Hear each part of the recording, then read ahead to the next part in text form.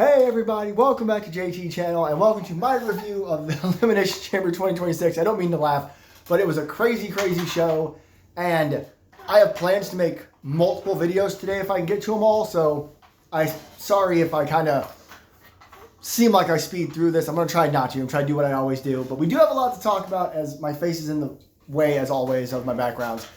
We're going to jump right into it with the Women's Elimination Chamber match. And as always, you know how I feel about these things. I always feel like when there's a women's version of a match and a men's version of a match on the same show, the women always feel like they think they have to prove something because it took wrestling so long to take women's wrestling seriously, at least modernized American wrestling. So they always do better. I've said this about the women's War Games matches, women's Hell in a Cell matches, even in AEW. I think the women's Blood and Guts match last year was better than the men's. This year was no different in my opinion. It just feels like the women had something to prove. The men's was great. We will talk about it in just a little bit later on in the video, obviously. But it was, let's see, I always tend to forget somebody when I do this, but it was Rhea Ripley, Raquel Rodriguez, Kiana James, Asuka, Tiffany Stratton, and Alexa Bliss. It was just really good. I don't know what to tell you. I don't remember each and everything that happened as far as eliminations. I did just finish the show like 10 minutes ago. I watched it this morning and then jumped right in this review, but it's a lot in my head. But the thing I want to talk about the most isn't the winner. It's Raquel Rodriguez. As you all know from my picks and predictions, I picked Raquel while I predicted Rhea, and Raquel looked like $1 million. They gave her a lot, and it was just nice to see. It's nice to see that they are trying with Raquel again. I don't know what she does at WrestleMania. I hope she does something. I hope she's allowed to be in a match at WrestleMania. But she like power slammed somebody. She ran through a pod that was open, but the other side was closed. Wonder how that happened. And she went right through the pod glass or whatever it is. It's probably plastic nowadays. And she also eliminated both Asuka and Kiana James at the same time. That was genuinely shocking. She did a Tejana bomb to Asuka. Yes, it looked a little wonky. Get over it. And did it onto Kiana and pinned them both. I'm just really glad they gave her the shining star of the chamber. There's always one person that does good eliminations in big moments, and for this one it was Raquel. Alexa Bliss did one of her Twisted Bliss, I guess they're moonsaults or splashes. The way she did it off the pod into everybody. And the way she did it, it just looked really cool. Kiana James looks really good. I don't want to say I was surprised. I knew how good Kiana James was before she joined the main roster. It was weird that they put her in like a managerial role with Julia instead of just letting her wrestle. Seeing her wrestle in this proved that she needs to keep wrestling. But it came down to Rhea Ripley and Tiffany Stratton after they took out Raquel. I want to say, was it a Riptide and a moonsault? Well, it was a moonsault either way.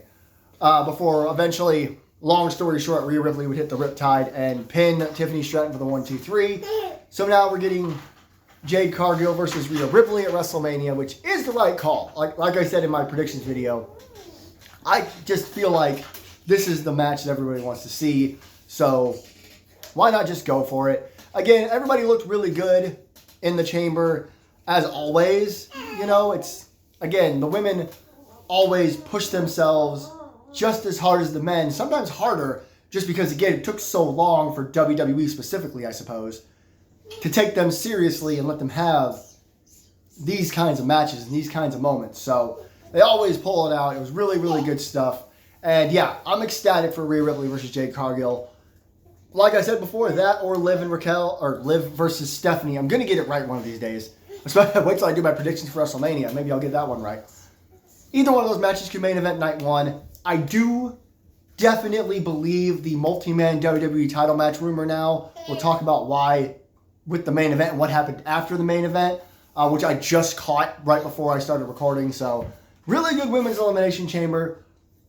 Ecstatic that they did so much with Raquel, and very happy we're going to get Rhea Ripley versus Jade Cargill. These two are just going to punch each other in the face and throw each other around Vegas for 15-20 minutes. And it's going to be really cool to watch. So, Rhea Ripley wins the Women's Elimination Chamber, and yeah, it was the right call. In what was, in my opinion, the most surprising moment of the night, AJ Lee is the new Women's Intercontinental Champion. Now, I said in my picks and predictions videos, I tried to fix my camera, I just realized it's a little crooked. Hold on. Okay, I think that's better. Anyway, I said in my predictions video that I didn't have a problem with AJ Lee winning the title, obviously. I just felt like it wasn't time. I felt like we would push to WrestleMania, which means I have lots of questions. Now, this was an awesome match. A lot of people, the story going in was AJ Lee hasn't had a singles match in 11 years or 10 years or whatever it is, hasn't had a title match in 11 years. So how is she going to do? And it was really a tale of two parts, a match of two parts, because for a while, Becky Lynch was just beating her up and proving that AJ Lee hasn't had any experience in a while. But then as the match went on, AJ Lee would continue to get better and better. And it's almost like the longer the match went on, the more it benefited AJ Lee because it gave her time to remember, oh, this is how you wrestle or whatever. It was really good storytelling with both women. Having Jessica Carr as the referee, I think, was a good call. I weirdly feel like we could almost do Becky Lynch and Jessica Carr somewhere down the line. I know someone's going to go, well, that sounds stupid. She's a wrestler. Jessica Carr wrestles, but I think she wrestles under a mask. I think she's like a Lucha Libre style wrestler down on Evolve, which is WWE's version of, I guess, Ring of Honor. So she is a wrestler. It's just on TV, on WWE TV, on the stuff we watch every week, she's supposed to just be a referee. So, anyway, getting off a little bit. This match ended. Well, the way this match went, eventually Jessica Carr got taken out, and they brawled on the outside for a while. Becky Lynch hit a DDT on a chair and a manhandle slam. Exactly. Which AJ Lee would kick out of, which caught me off guard. I was genuinely surprised. I thought, okay, this is what I mean. Becky Lynch is going to cheat, win, and then we'll get the rematch at WrestleMania with maybe no DQ or something. So a DDT on a chair and a manhandle slam seemed like the perfect ending. Then Becky went to go throw AJ Lee into an exposed turnbuckle, but Jessica Carr stopped her and was like, no, you're not going to do this. A few moments later, Becky charged at AJ, AJ moved, and Becky hit the exposed turnbuckle. That's going to cause a stink with Becky Lynch. It will be perfect, right? Becky went to do it on purpose and was stopped by the referee, which is their job. Becky jumped at AJ, and all AJ did was move, but she still went into the turnbuckle. AJ put her in the Black Widow, tap out. AJ Lee is the new Women's Intercontinental Champion. There was also a point when the referee was down that AJ Lee made her tap out, which I corrected Michael Cole. Michael Cole pointed out that she has made Becky Lynch tap out 3 times. Technically, she's made her tap out at least 4 times. But in the record book, she's beaten Becky Lynch 3 times, and now she's the Intercontinental Champion. My head is telling me that a rematch feels not right anymore. I know that sounds weird, but you had AJ win the belt in Chicago. Are you going to have her just retain at WrestleMania? That's fine. AJ will get a fantastic reaction at her first WrestleMania since, oh God, I don't even want to know. I'm sure Michael Cole will tell us. But it just feels not as big, in my opinion, as her winning the title at WrestleMania. So we'll see what happens. Maybe we'll finally do something with Natty and Maxine Dupree. Because I've talked a lot about how I'm upset that they haven't capitalized on Maxine Dupree really winning the Intercontinental title. Maybe Lyra can get back in the picture. I know her and Bayley are really pushing for tag team title matches. But maybe Lyra Valkyria can work her way back into this. Because remember, she can't challenge Becky while Becky is champion. So you can go many directions with this. Personally, I don't feel like WWE has the awareness to do that kind of stuff. I think they're going to stick to plans, stick to whatever they have going on. It probably will just be a rematch. Maybe they'll get more time. Maybe it'll be like I said, maybe there'll be a stipulation. I don't know. But I'm very happy for AJ Lee. This was a really good match. And yeah, it was a good night for AJ Lee and CM Punk. And what do I mean by that? Well, this picture will tell you 1,000 words. As AJ Lee and CM Punk celebrated together because CM Punk did indeed retain his World Heavyweight Championship. I don't mean to dive right into the finishes here, but that's what's important, is how the matches were ended, how they were won. This was awesome. CM Punk and Finn Balor having more time made the match more enjoyable, more entertaining. I'm going to try to make those both one word. And the one thing I waited until now to mention was, I don't know if you can see in the picture, I can, but CM Punk is busted open. AJ Lee was busted open. And in the opening women's match, at least Tiffany Stratton was busted open. I don't know if it was because they were in Chicago. I don't know if it's because it's WrestleMania season. I don't know why, but these first 3 matches, somebody was bleeding. They were just beating the hell out of each other. It was good for them. You know, I like, that's my kind of wrestling nowadays. I like it when wrestlers just lay it in and show that it's not fake, it's just scripted, and that's fine. But anyhow, with that aside, obviously CM Punk and Finn Balor beat the crap out of each other. Lots of good near falls in this, although I never really bought it. I guess that's the only issue with this one match. Like with AJ and Becky, I assumed Becky was going to win, but I know how WWE is. They definitely like pulling good swerves, and they knew they weren't switching the world title, so maybe that also influenced the idea of having AJ Lee win the women's intercontinental title, and they could do this. They could do a celebration. Finn Balor worked over... As I don't even pause the video this time, because screw it. Worked over CM Punk's midsection pretty much the entire match, which led to this great near fall with the coup de grace. There was a really good reversal of the coup de grace later on. After that one, Balor kept hitting more sling blades. He dropkicked Punk through the barricade. That was cool. And he went for another coup de grace, but Punk got his foot up in between Balor's legs and somehow used that to put him in a sharpshooter. I can't explain how he did it. You have to see it for yourself if you can find it on YouTube or something, or go watch the pay-per-view. It's just a fantastic reversal. There was an Anaconda Vice. Just really good stuff. A good dive from CM Punk at one point. But in the end, he had a GTS that sent Balor out of the ring. That's when all the stuff outside the ring happened. And then eventually, he just grabbed Balor's arm while Balor was laying on the ground and just kept kicking him in the face over and over again until he picked his dead weight up, GTS'd him again, 1, 2, 3. Afterwards, him and Punk, him and Finn, whatever you want to say, shook each other's hands out of respect. And, you know, you could tell they were saying respectful things to each other. So, no Judgment Day, which I do appreciate.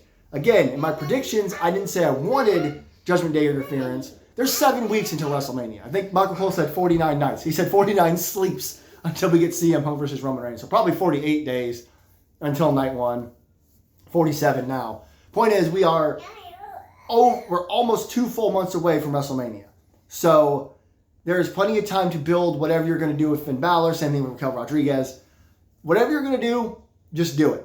If you're going to do Finn Balor against Dominic Mysterio, just start building it sooner rather than later. I think tomorrow night on Raw, Dom has to face Penta for the Intercontinental title. We might get a title change there. That's the only thing, is that, this whole story lately has been that Finn wants to do things on his own, and he wants the Judgment Day to learn from that. So he's probably not going to help Dom. Whereas JD will. We'll see what happens. Personally, I would, much as I love Penta, I would rather Dominic retain so that we can get Finn versus Dom at WrestleMania for the belt. Because it doesn't have to be for a belt. You could do a grudge match. Like you could have Dom freak out because he lost the belt and him and Finn get in each other's face. And it's just like I said, just a grudge match. That'd be good too. You don't need a belt necessarily. But good stuff from CM Punk and Finn Balor. It's clear where we're going now with CM Punk. CM Punk, Roman Reigns. Michael Cole is losing his mind every 10 seconds about it, and I don't blame him. I'm excited for this. I'm going to stow that away. I'm going to table that for now, because when I do my picks and predictions for WrestleMania in 6 weeks, whatever it is, 6-7 weeks, then I can go into detail about how excited I am about this match. But you already know if you know me. But yeah, CM Punk retains his world title, and this is cool. He gets to celebrate championship wins with his wife. What's in the box? It's fucking Danhausen. I thought about saying that and then just ending this entry, but this was incredible. If my son was not sleeping on me, I would have jumped off my couch and danced around like a little idiot at almost 35 years old for Danhausen. This was great. All of a sudden, after the world title match and after some, nonsense, Adam Pearce and Nick Aldis were on the stage with the big crate. They had crowbars. They opened it. Inside the box was another box, but it was a coffin. Then this very evil laugh came over and said, "You have been cursed." Then the goofiest goddamn music you've ever heard in your life, and I mean that positively. That's exactly what Danhausen's music should sound like. Starts playing. You just hear, "You've been cursed," blah, blah, blah. They say Danhausen's name a bunch in the song, which is going to get over like Rover. People are going to be singing Danhausen. Then you can see the chicks that are all kind of dressed like Danhausen. They all have the exact same haircut. I thought that was funny. They come pouring out of the coffin before Danhausen comes out. He starts cursing everything, And everywhere he curses, a little bit of pyro goes off. They all get in the ring. All the girls do. They keep doing like a dance or whatever while Danhausen walks around the ring, gives Michael Cole a jar of teeth. hell yeah. Then he gets in the ring. He does some stuff. All the chicks fall over like they're dead. Then he does one more curse. More pyro goes off. Lights go out. They come back on. Everyone's gone. This was great. This was probably the most Danhausen thing you could do in WWE. I don't know what he does. He's in WWE now. The title of this video is Danhausen makes his very nice, very evil debut. He's going to flourish in a sports entertainment company if he's used right. I will tell you right now, I trust Triple H more than I trusted Vince McMahon. And maybe I trust Shawn Michaels even more. Maybe you put Danhausen on NXT and you just go nuts with his character. This was awesome. I love Danhausen. It was a great reaction. I think some people say the reaction was bad because as everything kept going, I think fans started to realize that he was just going to do a cool entrance and leave. And that kind of bummed fans out. They wanted him to do more. But the initial reaction, go listen to the pop, go look at the fans. They're having a blast. Danhausen is in WWE. So I guess WWE is now very nice and very evil. Okay, I'm going to go through 2 thumbnails during this one because up next was the men's Elimination Chamber match. Trick Williams, Javon Evans, Cody Rhodes, Randy Orton, Logan Paul, and LA Knight. This was one of the best men's chambers in a long time. Yes, I see Brooklyn. And I had a blast the whole time. This is one of the ones where all 6 of them got in the ring before there were any eliminations. Logan Paul got the most eliminations. The first elimination, in my opinion, was my favorite. Just because it was, you could tell what WWE was doing. Javon Evans hit this move off of a pod onto Trick Williams and then immediately got caught in the pulverizer, which is such a cool finishing move. And went on to eliminate Javon Evans. Then he went on to eliminate LA Knight. And then when Cody Rhodes was about to pin Trick Williams, he threw Trick Williams out of the way and pinned Trick Williams. So technically, Logan Paul eliminated 3 people. But then, this is when I started shouting at the screen that they need to close the damn chamber door. Because all of a sudden, this is so great. Try to keep up with me. At this point, I know I kind of zoomed through that part. It's a really good elimination chamber. I don't know what to tell you. I will say, I'll backtrack, on like 2 or 3 different occasions, everyone just beat up Logan Paul, including one point, Javon Evans and LA Knight threw him off of a pod into, I think, Trick Williams and Randy Orton. And then LA Knight hit a BFT on top of a pod. That was before Javon did the jump.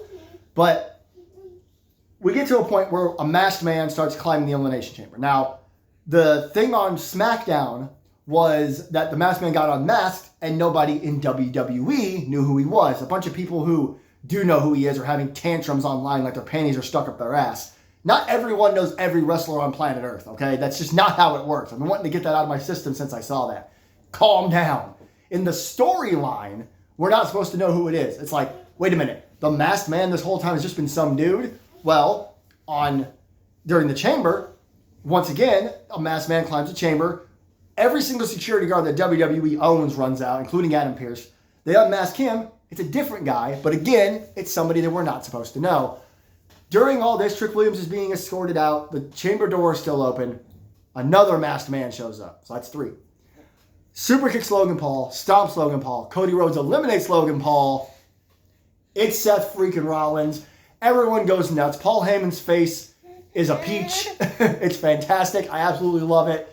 Michael Cole sells this as if no one had any clue this was going to be Seth Rollins, which, to be fair, it hasn't been made known if Seth is actually cleared or not. If it's a shoulder injury, you have to imagine a super kick and a stomp are okay to do if you're on your way to rehabbing.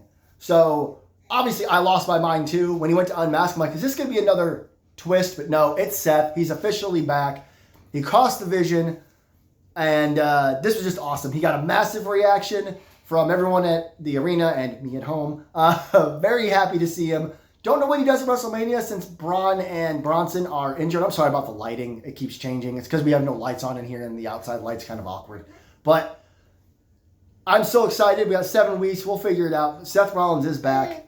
But then we were down to Randy Orton and Cody Rhodes. And I got this one right. So 25%. That's what I got out of this. Well, I got the crate right too. Anyway, So what happens next is after Trick Williams is gone and Seth Rollins leaves and Paul Heyman's having a conniption fit, we're down to Cody Rhodes and Randy Orton. As they are facing off, the fans go nuts because Drew McIntyre shows up. He cracks Cody in the back of the head with the title, starts brawling with Cody. Then Randy Orton shows up, RKO's Drew. Cody hits a crossroads on Drew, and as soon as he stands up, Randy Orton catches him in an RKO, gives him no time to breathe. 1, 2, 3. Randy Orton wins the Elimination Chamber, and as of this moment, as of me speaking to you, and at the end of the pay-per-view, it's Randy Orton versus Drew McIntyre at WrestleMania 42. Now, I said in my predictions video that I'm fine with that, because I think most of their feud was done in front of no fans or small fans or whatever. So I would love that match. However, the rumor is out that they want to do a multi-man. Why do I think that's going to happen for sure?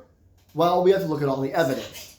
There's what happened on SmackDown with Jacob Fatu. Drew McIntyre went out of his way. I'm sorry. I'm going to interrupt myself and apologize for all my stuttering. To be completely honest with you, my daughter is right over there and she's misbehaving, and I'm trying really hard to just do this and get it over with. Just being honest as a dad, I'm trying to be focused, but it's hard. Plus, I have this with me. But let's refocus here. On SmackDown, Drew McIntyre cost Jacob Fatu his opportunity to be in the chamber. Here, Drew McIntyre got involved again. And after Elimination Chamber went off the air during the post-show, Nick Aldis got in Drew McIntyre's face. Then Nick Aldis went to the panel and announced that on SmackDown this Friday, Cody and Drew were having a rematch for the WWE title. I don't know what that's going to entail. I assume it's going to end with a disqualification because of Jacob Fatu. I think over the next couple of weeks, Nick Aldis is going to lose complete control of the world title scene, and we're going to end up getting Randy and Cody and Drew and Jacob. Well, I think we're at least going to get that fatal four-way, and I am totally fine with that. Those are 4 great stars.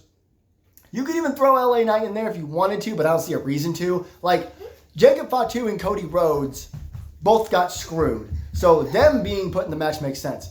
Putting anybody else in doesn't really work. Like Trick Williams and LA Knight and Logan Paul. Logan Paul is going to be dealing with Seth Rollins on Raw. Trick can do whatever. He's Trick. I still think you should do Trick and Carmelo Hayes at WrestleMania. Their feud was legendary in NXT. Putting them on the WrestleMania stage for the US belt, that's what you should do. That's my opinion. I know LA Knight, it sucks. He's not doing anything. It seems like every time WWE has the chance to do something with him, they don't. But this is all speculation, right? But as of right now, Randy Orton won the Elimination Chamber. He'll face whoever the WWE champion is, because again, technically, we have to, going by kayfabe, we don't actually know because there's a title match on Friday. But I think we're going to build to a multi-man. But I was super happy with this. As you guys know, Randy Orton and Trick Williams were my picks for the men's chamber. And I assumed once they took out Drew, there'd be a cool one-on-one match. But no, I mean, Cody hits. I don't even think he stood all the way up to his feet. He was like almost to his feet when Randy caught him with the RKO. Great show overall. Really happy for all the winners. No real complaints. Like I said, I think the only complaint I could possibly have is that the world title match between Punk and Balor, even with AJ Lee winning the Intercontinental title, there was just no jeopardy. Now I think WWE and Triple H and them thought, oh, if we take the title off Becky, maybe people think we'll take the title off Punk. Nobody thought that. But it was a good show. I really liked it. One of the better Elimination Chambers of the last few years. Both chamber matches were epic. And Danhausen is now in WWE. I think, unfortunately, ever since last year, maybe even the year before, Triple H has given everyone this reputation that Elimination Chamber is where big things are going to happen. So we'll see how it pans out. But now we are officially done with every pay-per-view that isn't WrestleMania, which means my next picks and predictions video is going to be long because it will be for both nights of WrestleMania. But that's in a few weeks.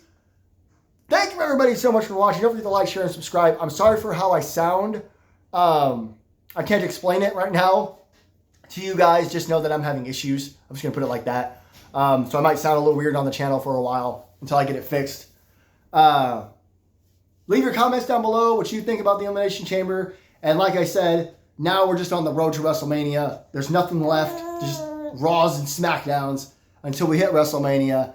And yeah, I'm excited. I think WrestleMania this year is going to be better than last year. Everyone thought WrestleMania 40 was one of the best WrestleManias in a long time. Everybody thought WrestleMania 41 was kind of bleh. And now WrestleMania 42, WWE's already in panic mode because they think that stories and matches are the reason they're not selling tickets. That's not why. Until next time, this is JT Channel. I am JT, and we will see you in the next one.